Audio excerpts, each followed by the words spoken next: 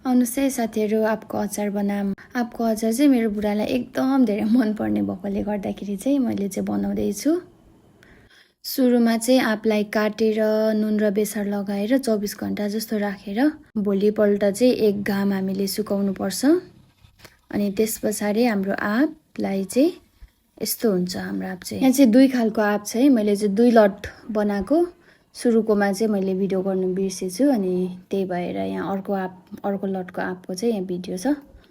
यसमा चाहिँ भुटेको जिरा, धनियाँ, सोप, 5 पुरानको धुलो र घरमा आफै बनाएको खोर्सानीको धुलो, तोरीको तेल, नुन हामीले लगाउनु पर्छ। र हामीले चाहिँ जति धेरै मसला लगायौँ त्यो चाहिँ एकदम धेरै बेस्ट हुँदो रहेछ।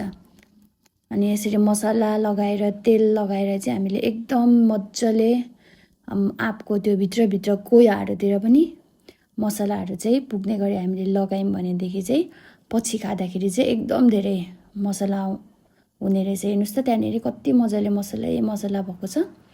हामीले यस्तो आँपको नपुगेको ठाउँहरूतिर पनि यसरी मसलाहरू भर्दै हामीले लगायौँ भने चाहिँ मिठो नै रहेछ। अनि यसलाई मसला लगाइसकेपछि चाहिँ हामीले भरसक चाहिँ सिसाको बोतलमा राख्यौँ भनेदेखि चाहिँ पछिसम्म पनि हामीले स्टोर गरेर खान सक्छौँ। धन्यवाद।